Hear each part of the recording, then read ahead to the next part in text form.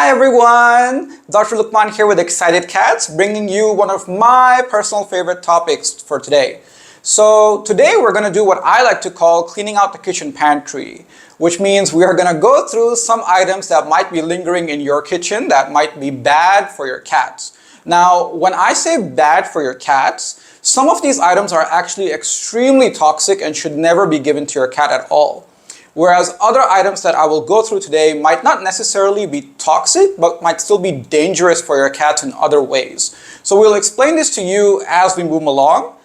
As always, please keep it here at ExcitedCats. Don't forget to subscribe and give us a like and a comment and leave a question if you have one for us. Let's go. So as you guys know, cats are actually obligate carnivores. This means that, when we talk about a cat's digestive system, it's very different from our digestive system. Cats need animal protein in their diet as an absolute compulsory requirement. And in fact, in many jurisdictions, it is now illegal to prevent your cat from eating animal meat. That means if you try to put your cat on a vegan or vegetarian diet, depending on where you live, it might actually be illegal. The problem we face today is there are many products on the market that are marketed as, very good for us. So you see terms like organic, you see terms like human safe, you see terms like superfoods, and you might be lulled into a sense of security thinking that, oh, this is very nice for me, so it might be, just as good for my cat as well. But this is not always the case. Now, strictly speaking, if something is labeled as human safe or safe for humans, that means that it's only okay for us to eat. So human grade food simply means that the food is okay for humans to eat. It does not mean it is okay for animals to eat. Now, like we just said, cats are carnivores, and in the wild, cats hunt animals, they scavenge on animals, and they eat those animals. A lot of pet owners think that cats also get vegetation in the wild because they're eating animals that are, herbivores that might have grains or vegetation in their stomachs, and therefore they think they need to provide their cats with greens in their diet. So while it is true that cats in the wild will consume the grain and vegetation inside their prey while they eat them, this is not the main way in which they acquire their dietary carbohydrate. Cats actually get most of their carbohydrates from eating the muscles of their prey because muscles contain glycogen, which can be broken down into glucose. Another way cats can make glucose from their prey is by eating their fats, because fats release glycerol into the bloodstream, and glycerol can be converted to glucose by the liver. So when a cat eats fatty meat, it can actually use the fats in the meat to process glucose. And finally, cats have a remarkable ability to do de novo synthesis of glucose from amino acids. This means their digestive system is very good at making glucose from the meats that they eat. And this is also why cats have a very high dietary requirement for both meat and fats. And if you look at the dietary requirements that need to be on pet food labels from many institutions such as AAFCO, they actually do not have a carbohydrate requirement to be put on animal food labels. Now, this doesn't mean that your cat does not need carbohydrates, but it also means that you should not be actively trying to put greens and vegetation into their diet. Please remember that these are carnivores, and many things in our kitchen might actually be very dangerous for your cat. So, with that out of the way, I'd like to take you through my pantry. Now, these are things I just found today in my kitchen. And I'm going to go through things that are bad for your cat, like really, really bad. And if you ever see your cat having those, immediately take them to the vet. And then we're going to go through other items that are not necessarily bad, but can be kind of dangerous for your cat if you're not careful. So let's begin. First and foremost, alcohol. Now, if you're of legal age and you enjoy alcohol, that's completely fine. But alcohol in any form is an absolute no-no for your cat. Now, it doesn't matter if it's like something like this, which is whiskey, or if it's in a wine, or if it's in any other drink like a margarita or whatsoever. Alcohol and cats never mix. So if you ever see your cat accidentally sipping this, immediately take them to the emergency veterinarian. And while we're on the topic of alcohol, one major pitfall you have to be very careful about Anytime there's raw cookie dough, please do not let your cat eat the raw cookie dough, because usually raw cookie dough contains yeast, which is added as a rising agent. And if your cat eats the raw cookie dough, the reaction the yeast will actually do will result in the formation of ethanol, which is an alcohol. So not only will your cat get extremely bloated, which is very life-threatening, they will also come down with alcohol poisoning if they ever eat raw cookie dough. So please steer clear of that as well. So alcohol is an absolute no. Never ever give it to your cat. If you ever see your cat getting into this, immediately rush them to the emergency room, and this should never even be a thought, when it comes to your cat. Second thing, chocolate. Very, very, very toxic for cats. Chocolate contains theobromine, which is actually found in the cocoa. So theobromine is something that will cause hyperexcitability in cats, and your cat will not be able to process that, and they will essentially crash if they eat this. Now, when we say crash, in a really bad circumstance, this could mean that your cat might crash to a point beyond recovery. And with chocolate, the more pure the chocolate is, so for example, this is like, I think, baker's grade chocolate. It's 100% cocoa. Now, I personally love this, but 100% cocoa is far worse than something like a milk chocolate. That being said, if your cat does have, milk chocolate, that's also really bad, and you should rush them right away to your veterinarian. So cocoa, chocolate, anything with chocolate has to go. Now, be careful about chocolate in other products. So for example, chocolate bread.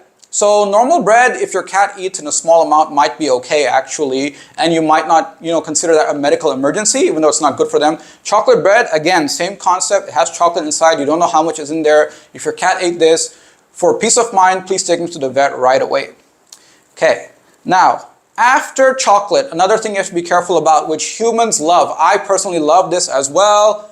Coffee. Now, everyone loves their caffeine. I love my coffee black. Some people might love their coffee, with sugar in it, which is bad for cats, or creamer in it, which is also bad for cats.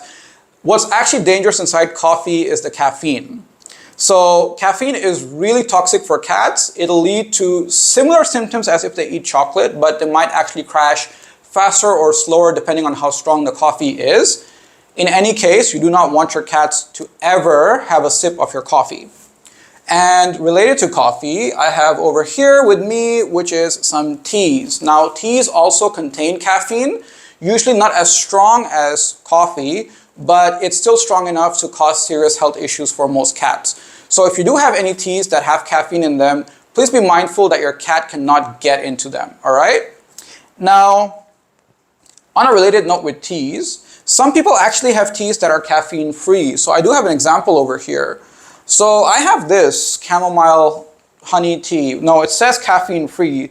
So you might be lulled into a sense of security that, oh, this does not have caffeine, so it might be safe for my cats. But this brings us to the next point, which is chamomile. And a lot of herbs are actually extremely poisonous for cats. So anytime there's any vegetation involved, especially with regards to herbs, always double check online if you're not sure. We can post some reliable links for you to go and check with. If they are toxic for your cat and your cat had a sip, please be mindful that you need to rush them to the emergency room at once. And unfortunately, in some cases, you might get a very bad combination. For example, I have, intense mint dark chocolate. Now, mint is toxic for cats, as is chocolate, like we just discussed. So, this is obviously right up there as far as risk factors go. And once again, if you do suspect your cat got into this, you have to immediately rush them to the emergency room.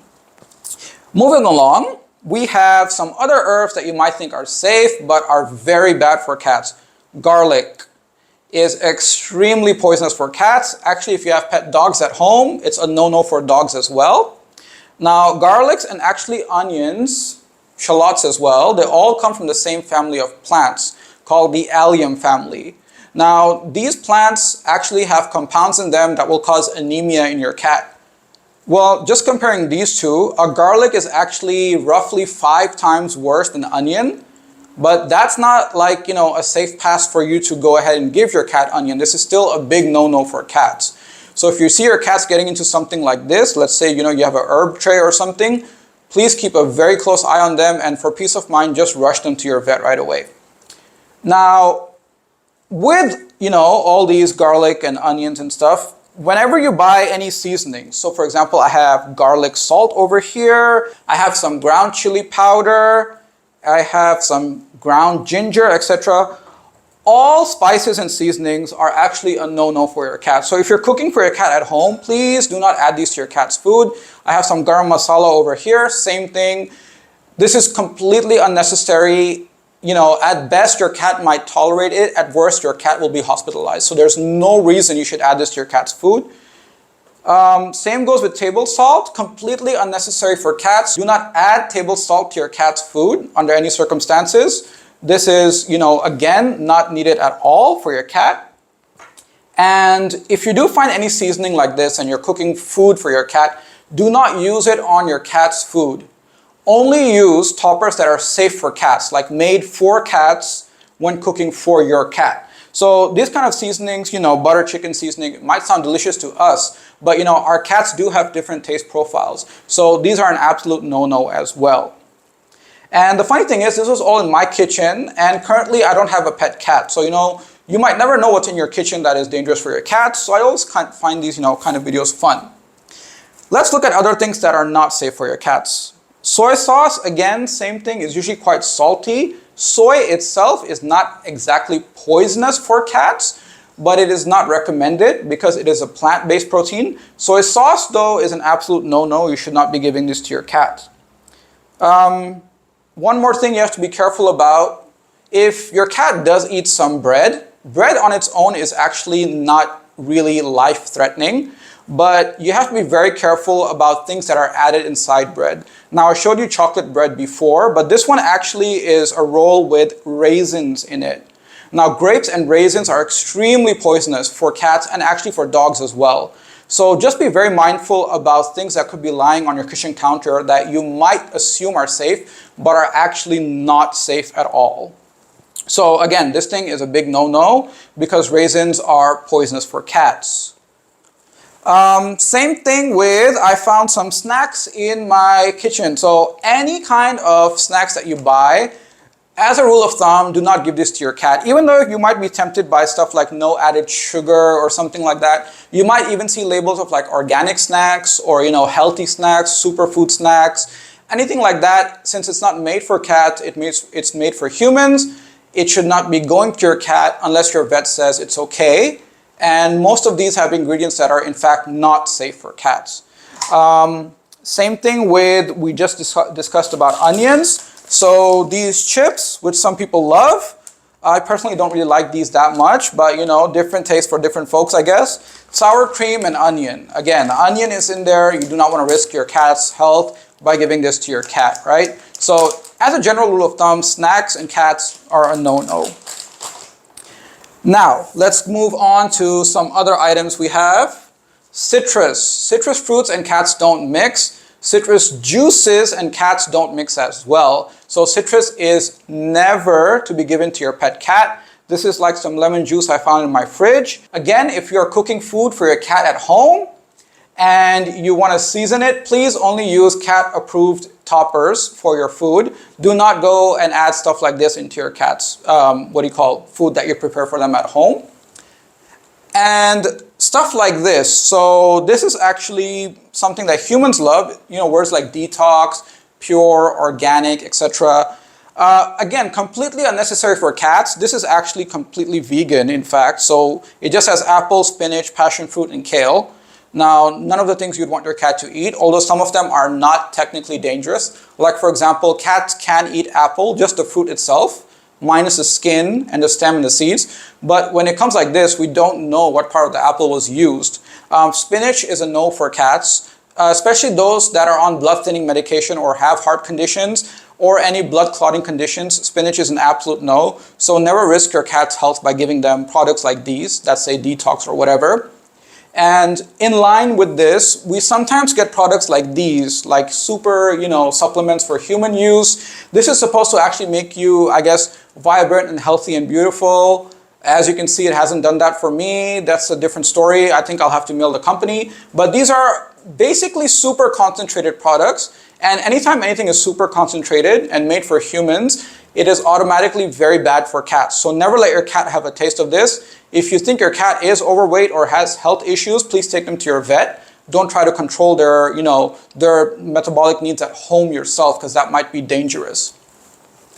Similar concept here. So some berries are actually safe for cats to eat, like strawberries and blueberries. You might find something like this in your store. It's like, a concentration of berry powder that you can mix in a drink to formulate juices for yourself. Again, not recommended. It's probably too concentrated for your cat. It'll likely lead to a digestive upset. So I do not recommend these as well.